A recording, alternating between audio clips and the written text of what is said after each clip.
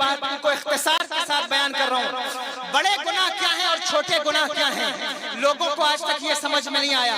اور خیر میں یہ نہیں کہتا، اپنی زبان میری جلتی ہے کہ کسی گناہ کو چھوٹا کہوں، لیکن خیر محدثین نے اس کی اصطلاح قائم فرمائی ہے کہ بڑے گناہ کیا ہیں اور چھوٹے گناہ کیا ہیں، یعنی کتنے گناہ ایسے ہیں جو بڑے ہیں جنہیں کبائر میں شمار کیا گیا ہے، اور کتنے گناہ ایسے ہیں جو چھوٹے ہیں۔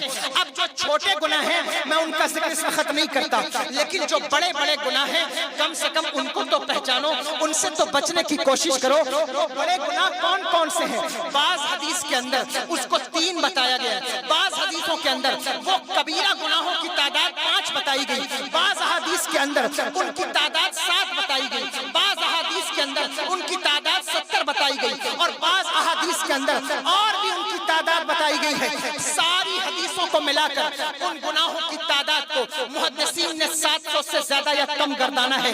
یہ کبیرہ گناہ ہے۔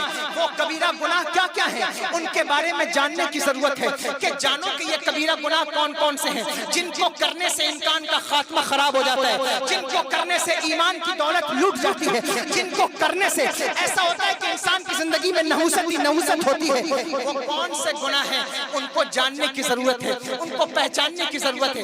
ان میں سے 1-2 گناہ میں تمہیں بتانا چاہتا ہوں جو تمہارے لیے بہت ضروری ہے۔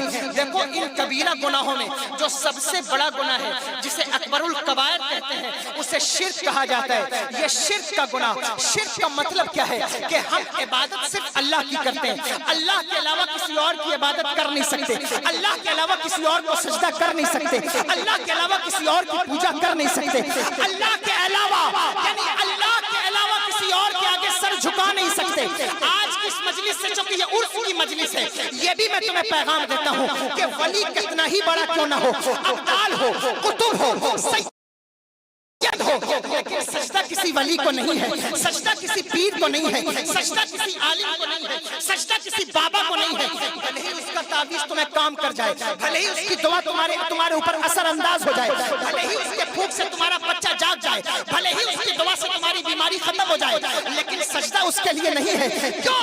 کیونکہ سجدہ صرف اللہ کے لیے ہے۔ اگر کسی عالم کو سجدہ کیا، اگر کسی ولی کو سجدہ کیا، اگر کسی مزار کو سجدہ کیا، اگر تعظیماً کیا تو حرام ہوگا، اور اگر عبادت کے طور پہ کیا تو یہ شرک ہو جائے گا۔ اور شرک ایسا گناہ ہے جس کو معاف نہیں کیا جا سکتا، جس کو معاف نہیں کیا جائے گا۔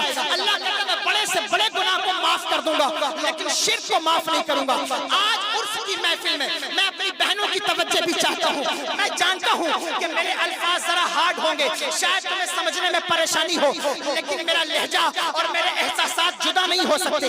جو بات میں کہہ رہا ہوں وہ صرف زبان سے نہیں کہہ رہا ہوں، دل سے کہہ رہا ہوں۔ اس لیے شرک کو پہچانو کہ شرک کیا کیا ہے۔ گاؤں اور دیہات میں کئی ایسی رسم و روایات ہیں جن میں شرک کا عنصر پایا جاتا ہے، شرک کا عنصر پایا جاتا ہے، لیکن تمہیں اس کے بارے میں پتہ نہیں ہے۔ گاؤں میں کوئی پیر آ جائے تو میں نے دیکھا ہے کہ لوگ سجدے میں گر جاتے ہیں، کسی مزار پر حاضری ہو تو میں نے دیکھا ہے کہ لوگ سجدے میں گر جاتے ہیں۔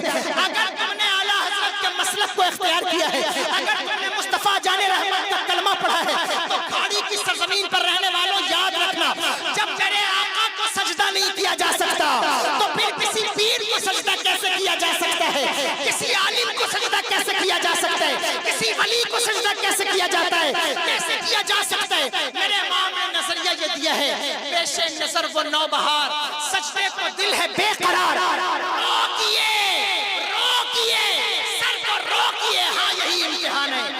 سبحان اللہ۔ جب نبی کو سجدہ نہیں کیا جا سکتا، اگر سجدہ کرنے کی اجازت ہوتی تو خدا کی قسم سب سے پہلے حضور کو سجدہ کیا جاتا۔ اگر سجدہ کرنے کی اجازت ہوتی تو سب سے پہلے نبی کو سجدہ کیا جاتا، لیکن جب حضور کو سجدہ نہیں کر سکتے تو کسی اور کو سجدہ کیسے کر سکتے ہیں۔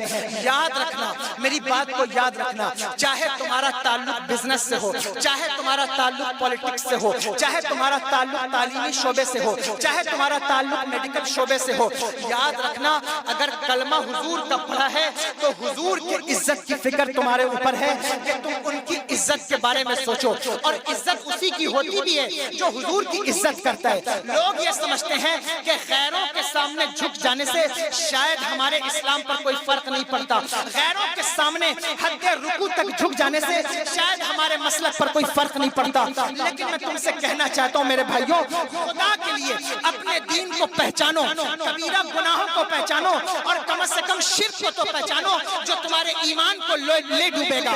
کسی کی عزت ہو یا نہ ہو, ہم نے کسی کی عزت کا کلمہ نہیں پڑھا.